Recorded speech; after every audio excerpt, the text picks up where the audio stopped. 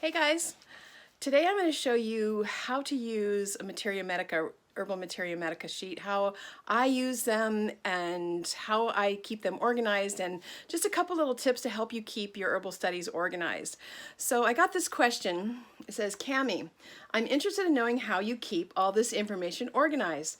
I have notes and recipes everywhere, but I'm struggling going back to find them. I know organization is different for everyone, but some ideas would be a great springboard. Okay, I actually get this kind of question all the time. I recently sent out an email to everyone that follows my newsletter and asked them what people are struggling with, what they want to hear from me.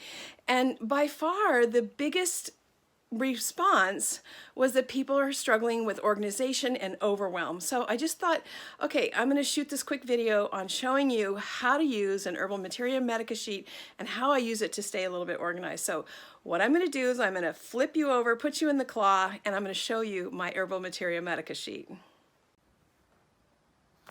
Okay, so this is my Materia Medica book that I started back in the early 90s when I was studying with Michael Moore. And my notes in here, you might think, I'm not taking notes, I've got computer files. But see, when I started studying herbal medicine, there weren't any books. I mean, there were like 2 herb books at the library. And it was you and your teacher, and you couldn't look things up. Right? So your notebook was really important. So I've got a lot of notebooks and I still look at them and use them today. And so I use this particular Herbal Materia Medica sheet. And what I do is I got a notebook and I tab the notebook so that I can organize my herbs by alphabetical order. There are around 400 herbs in here that I studied, and I definitely don't use all these herbs today. I use far fewer. But this is how I keep my sheets organized. I know they don't look very organized. This book is so used. And so yeah, it's falling apart. So let me show you. So this is the original, this is my folder for when I was studying at the Southwest School of Botanical Medicine with Michael Moore. That's his logo. And so he gave us this Materia Medica sheet right here and told us to make 100 copies. Well, we ended up making like 500 copies, 450, I don't know, a lot. So I've evolved my Materia Medica sheet a little bit.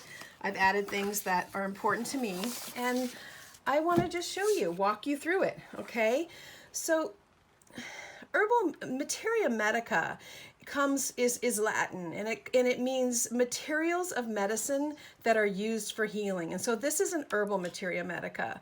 And what I do is I make a sheet or 2 sheets or however many you need for each plant that I'm studying. And don't get overwhelmed, just go one at a time or pick 3, okay?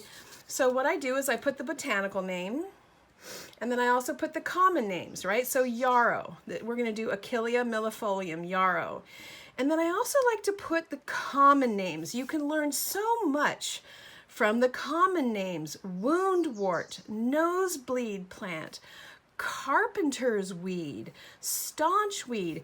And then I'm of Irish heritage, and so if I can, I try to find the Gaelic name. And so Lus na fola, just to feed my soul, called bloodweed. And the other thing is that I try to find. So I live in southern Pomo territory, and I grew up in Wintu, Paiute, Wintu area territory. And so I don't know if this is the right word. I'm just trying. The plants were called something for 10,000 years before I got here. And so I just try to, for me, this is just a way to just pay a little respect to what's gone before. Like I said, I don't know it's not right. If it's right, I'm not trying any cultural appropriation. I just try to see if there's a resource so I can just hear the name or see the name or feel the name of what's gone before me. Now, you don't have to do that. These are just kind of 2 things that I try to do, and I don't do it for everything. So then I write, anything that I know about habitat, growing needs, identifying qualities. And I write it for where I live, right? So where I live, it likes full sun, and it grows coastal to 7,000 feet in the Sierras. Okay, and I write down anything I know about, its garden uses. Then I write down the parts that are used.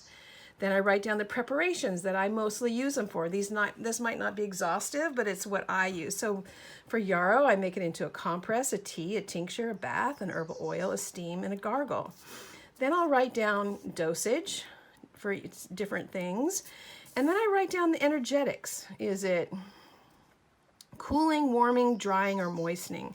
And so yarrow is cooling and drying, okay? And its taste is salty, pungent, bitter, okay? And then I write down that list of actions, right? That everybody's like, how do I remember that? You just, you work with it step by step. And so yarrow's antispasmodic, astringent, diuretic, hemostatic, antiseptic. Oh, I wrote diuretic twice. Diaphoretic. Means it makes you sweat, makes you pee, anti-catarrh, strong, bitter, and vulnerary. And if you don't know what all those words mean, that's okay. Just learn one at a time. Part of the thing is we're trying to download generations of herbal knowledge really quickly, and that's one of the reasons that the overwhelm is so intense. Okay, so then I put key uses. And again, everything is not on here. Just start with a few. So this is a first aid hemostat. It's for deep cuts and nosebleeds, thus the nosebleed plant in the common names. And I make a sitz bath of it. I've had it helped a lot of women with hemorrhoids who developed hemorrhoids after they had babies. And this is a great remedy. It's good for menopausal flooding. And so this video isn't about how to use yarrow. We could do 2 hours on how to do all this. I'm just showing you how I keep it organized a little bit. So these are all the things. I use it for onset of colds. I use it for hay fever, sore throat, gargle, cuts, scrapes, bleeding, and I chew on it for tooth pain. But these are key uses. And if you go into, I just rewrote this for you because it's much neater than my original one. But it's like every time I would hear of a read or something else, I would add it here. Okay, then you want to write down the contraindications. So you have that all in one place. Then I keep notes of my personal experience. So I've used this for a deep knife cut.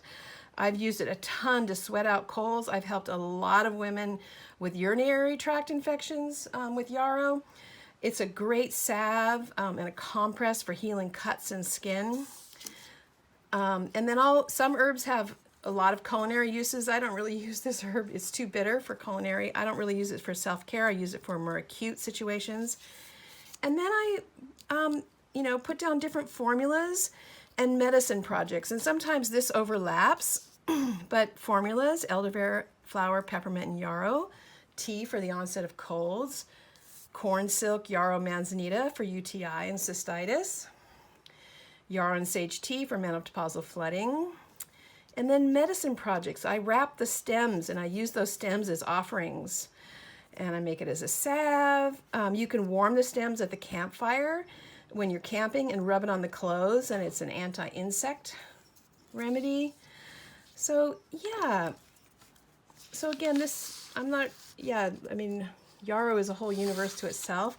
Just wanted to show you how to and you don't have to write all of this at once. You can, as you have more and more personal experiences or learn more key uses, you just have a place. So again, probably many of you are using computer files, but for me, again, like I said, when I started, you was you and your notebook, boy, you and your teacher, and you wrote down everything your teacher said, because how else were you going to keep track of it, right? So here's my beloved Materia Medica folder. And so, yeah. So I hope that's helpful. I hope that, there's lots of ways to learn about herbs, and keeping and they want you to get a hole punch and put it in your binder. And keeping track of your Herbal Materia Medica sheets can be helpful. All right. There you have it.